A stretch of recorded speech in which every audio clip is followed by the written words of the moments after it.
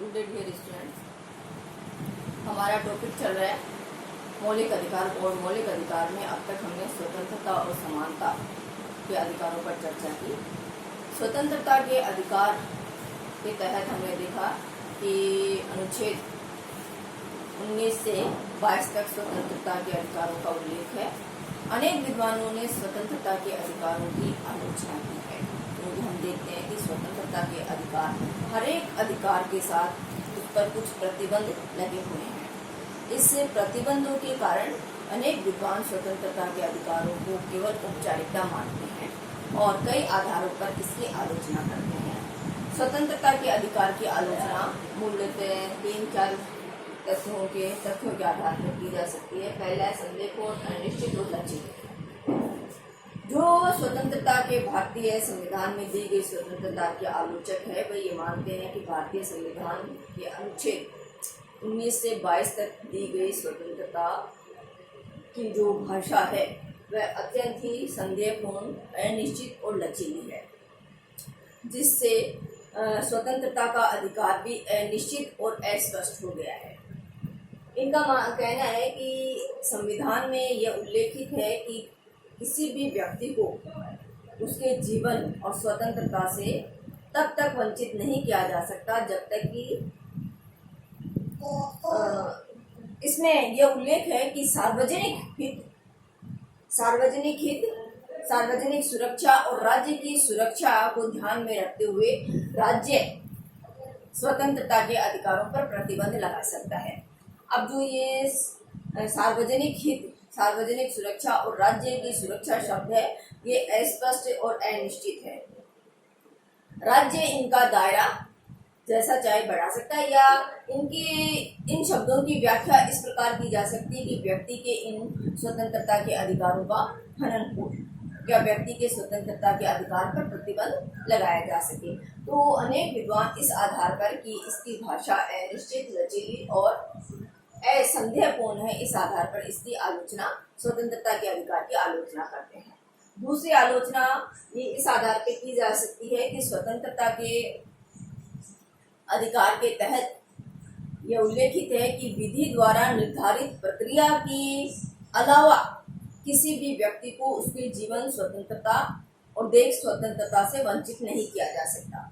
लेकिन विधि द्वारा स्थापित प्रक्रिया भी ऐसी है जिसमें न्यायालय को निर्णय देने का अधिकार है। न्यायालय केवल यह देखता है कि अमुक कार्य में विधि की प्रक्रिया का प्रयोग किया गया है अथवा नहीं, या किसी व्यक्ति को के ऊपर मुकदमा चलाया जा रहा है, किसी को गिरफ्तार किया गया है, तो गिरफ्तार करते समय या मुकदमा चलाते समय विधि द्वारा निर्धारित प्रक्रिया का प्रयोग किया गया है या नहीं। न्यायालय को यह देखने का या यह निर्णय करने का अधिकार नहीं है कि यह विधि द्वारा निर्धारित प्रक्रिया उचित है या अनुचित है, न्याय संगत है अथवा अन्याय संगत है। केवल वह विधि द्वारा निर्धारित प्रक्रिया पर ही अपना ध्यान निश्चित करेगा और उसी के अकॉर्डिंग वह निर्णय देगा।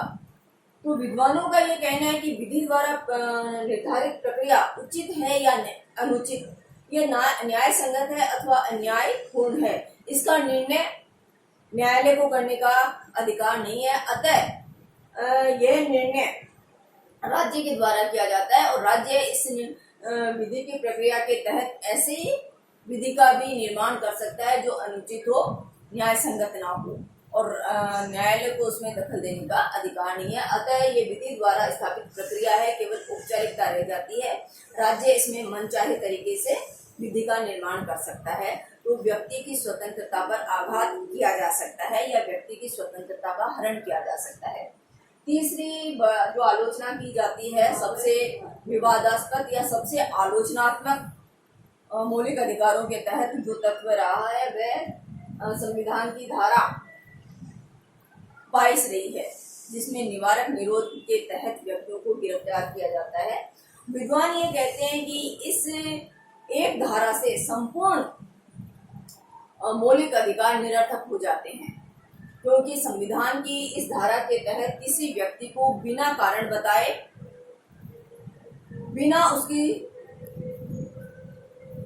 अपराध की उसको बंदी बनाया जा सकता है, जिससे उसके जीवन भ्रमण, उसके जीवन की, उसकी स्वतंत्रता की और उसके निर्बाध भ्रमण की का जो अधिकार है वह खत्म हो जाता है। अतः अधिकांश विद्वानों ने ये कहा है, या जो आलोचक है वे ये मानते हैं कि ये संविधान की धारा 22 है वह मौलिक अधिकारों के लिए एक प्राण घातक प्रहार है। इसके द्वारा सारे मौलिक अधिकार निरर्थक हो जाते हैं। केवल ये एक धारा व्यक्ति के सभी अधिकारों का हनन करने की क्षमता रखती है। इस आधार पर स्वतंत्रता के अधिकार की आलोचना विद्वानों ने की है। आगे हम देखते हैं कि भारतीय नागरिकों को मूल अधिकारों के तहत प्राप्त अगली स्वतंत्रता क्या है। पहली स्वतंत्रता तो हमने देखा समानता का अधिकार है, दूसरी है स्वतंत्रता का अधिकार, और तीसरी जो स्वतंत्रता या जो अधिकार भारतीय संविधान अपने नागरिकों को देता है वह शोषण के विरुद्ध अधिकार है। भारतीय सामाजिक संरचना और सामाजिक वर्ग भेद ऐसा रहा है कि यहाँ सदियों से एक व्यक्ति दूसरे व्यक्ति के अधिकारों का शोषण करता रहा है, और भारतीय संविधान निर्माता नागरिकों के इस व्यक्ति द्वारा व्यक्ति का शोषण किए जाने की इस जो कलंकित रीति है या जो परंपरा चली आ रही थी उसको खत्म करना चाहते थे, और इस हेतु उन्होंने अनुच्छेद भारतीय संविधान के अनुच्छेद 23 और 24 में भारतीय नागरिकों को शोषण के विरुद्ध अधिकार दिया है। अनुच्छेद 23 ये कहता है कि किसी भी स्त्री पुरुष या बच्चे का क्रय विक्रय एक अपराध होगा, किसी को भी खरीदा या बेचा नहीं जा सकता, और यह जो अपराध है वह दंडनीय अपराध होगा। राज्य इसमें ऐसे व्यक्ति को दंडित कर सकता है।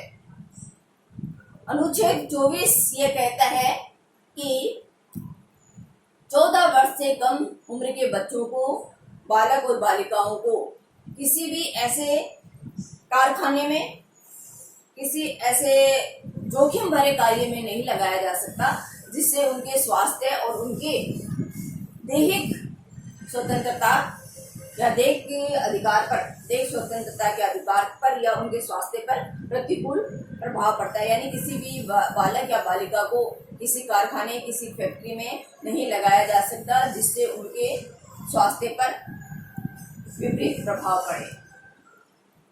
इस तरह भारतीय संविधान व्यक्ति द्वारा व्यक्ति के शोषण का जो परंपरा, जो प्रथा भारतीय समाज में चली आ रही है उसको पूरी तरह खत्म करते हैं, और इस हेतु 2 अनुच्छेद 23 और 24 भारतीय संविधान में उल्लेखित है। अगले जो अधिकार भारतीय संविधान में नागरिकों को दिया गया है वह धार्मिक स्वतंत्रता का अधिकार या धर्म स्वातंत्र्य का अधिकार है। भारत एक विशाल देश है जिसमें अनेक धर्म, जाति और संप्रदाय के लोग निवास करते हैं। इन सभी लोगों के धार्मिक भावनाओं और धार्मिक आचरण की स्वतंत्रता को सुनिश्चित करने वाली धाराएं भारतीय संविधान के अनुच्छेद में है। जो 4 धाराएं हैं, धारा 25, 26, 27 और 28, ये व्यक्ति की धार्मिक स्वतंत्रता का प्रमाण पत्र है। अनुच्छेद 25 ये कहता है कि भारतीय नागरिकों को सार्वजनिक हित, सार्वजनिक सुरक्षा, स्वास्थ्य और नैतिकता के दायरे में रहते हुए अपने अंतःकरण की स्वतंत्रता है, और व्यक्ति अपने अंतःकरण के अनुसार किसी भी धर्म का आचरण कर सकता है, किसी धर्म को अपना सकता है, धर्म के अनुसार वह आचरण कर सकता है। अनुच्छेद 26 ये कहता है कि प्रत्येक संप्रदाय या प्रत्येक धर्म के लोग अपने धर्म के अनुसार सार्वजनिक हित, सार्वजनिक सुरक्षा, नैतिकता और सार्वजनिक स्वास्थ्य को ध्यान में रखते हुए अपने धर्म से संबंधित संस्थाएं स्थापित कर सकते हैं, और धार्मिक बातों का प्रबंध करने का अधिकार है। यानी हर संप्रदाय अपने धर्म से संबंधित संस्थाओं की स्थापना कर सकता है और उनके धार्मिक आचरण से संबंधित बातों का नियमन कर सकता है। किन किन दायरों में रहते हुए? सार्वजनिक हित, सार्वजनिक सुरक्षा, नैतिकता और राज्य की सुरक्षा को देखते हुए। अगला अनुच्छेद है अनुच्छेद 27, जो ये कहता है कि राज्य किसी भी धर्म के प्रोत्साहन हेतु आर्थिक सहायता नहीं देगा।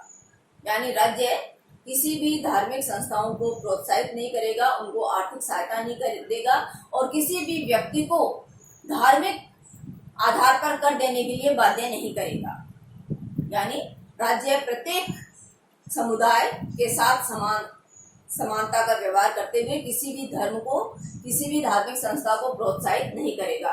अनुच्छेद 28 ये कहता है कि राज्य द्वारा आर्थिक सहायता प्राप्त किसी भी संस्था में किसी भी व्यक्ति को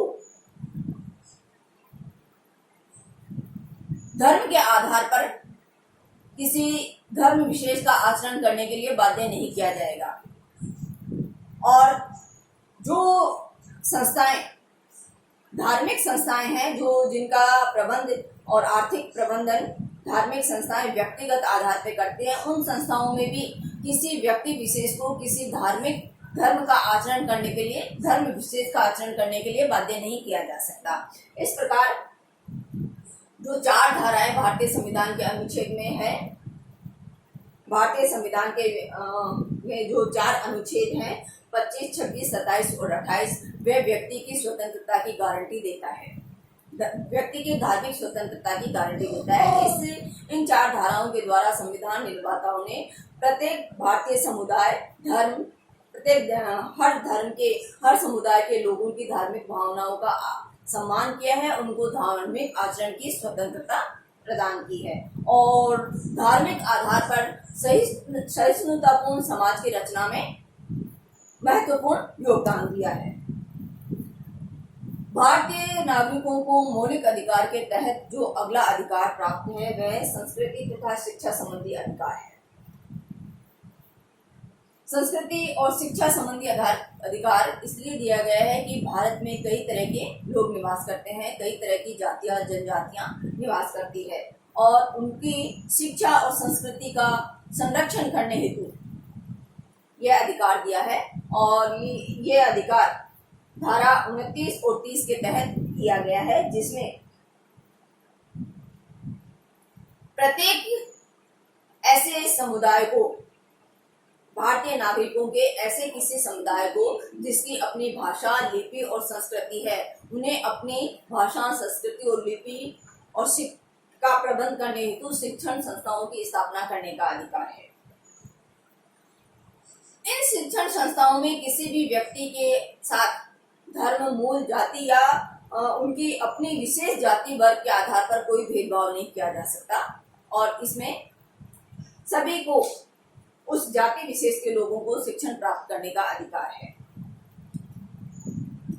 ये लोग अपनी संस्कृति की भी रक्षा कर सकते हैं और अपनी शिक्षण संस्थाओं का की भी स्थापना कर सकते हैं और इन शिक्षण संस्थाओं में वे अपनी जाति, संस्कृति और अपनी संस्कृति, अपनी लिपि और अपने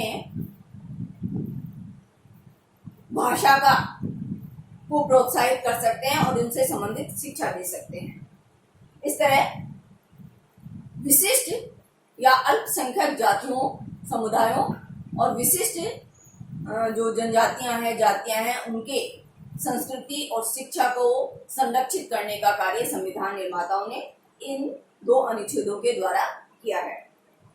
नेक्स्ट और लास्ट जो मौलिक अधिकार भारतीय संविधान द्वारा भारतीय नागरिकों को दिया गया है वह संवैधानिक उपचारों का अधिकार है और हम कह सकते हैं कि ये संवैधानिक उपचारों का अधिकार सारे मौलिक अधिकारों की कुंजी है। यही वह माध्यम है जिनसे व्यक्ति के उपयुक्त सभी अधिकार सुरक्षित रहते हैं। मौलिक संवैधानिक उपचारों के अधिकार का उल्लेख अनुच्छेद 32 में किया गया है। अनुच्छेद 32 न्यायालय को यह अधिकार देता है कि किसी भी व्यक्ति के मौलिक अधिकारों के हनन पर न्यायालय उचित कार्यवाही कर सकता है, उचित निर्णय दे सकता है इस संबंध में न्यायालय को यह अधिकार है कि वह समुचित निर्देश दे, यानी डायरेक्शन दे। न्यायालय आदेश दे सकता है राज्य को, ऑर्डर जारी कर सकता है, लेख यानी रिट्स जारी कर सकता है, जिससे किसी व्यक्ति के अधिकारों का हनन होने से रोका जाए। और न्यायालय राज्य को यह आदेश, समुचित निर्देश और लेख जारी कर सकता है। लेखों के अंतर्गत न्यायालय को यह अधिकार है कि न्यायालय परमादेश यानी मेंटेनेंस जारी कर सकता है, प्रतिषेध यानी प्रोहिबिशन जारी कर सकता है, प्रोहिबिशन का आदेश दे सकता है, बंदी प्रत्यक्षीकरण हेबियस कॉर्पस जारी कर सकता है और उत्प्रेक्षण स्टैट्यूटोरियली जारी कर सकता है। इन बंदी प्रत्यक्षीकरण, परमादेश और प्रतिषेध के द्वारा, परमादेश यानी राज्य को आदेश जारी करना, प्रतिषेध यानी किसी व्यक्ति के अधिकारों के हनन को रोकना, उसे बाधित करना। बंदी प्रत्यक्षीकरण, किसी व्यक्ति को अगर बंदी बनाया गया है तो न्यायालय के समक्ष 24 घंटे में उसको प्रस्तुत करने का अधिकार और उत्प्रेक्षण जारी कर सकता है, जिससे व्यक्ति के मौलिक अधिकारों के हनन को रोका जा सके और न्यायालय मौलिक अधिकारों का संरक्षक बन सके। इस तरह भारतीय संविधान में मूलतः 7 मौलिक अधिकार भारतीय नागरिकों को दिए गए थे, लेकिन संपत्ति के मौलिक अधिकार का अब अस्तित्व नहीं है। अब भारतीय नागरिकों को 6 मौलिक अधिकार प्राप्त है।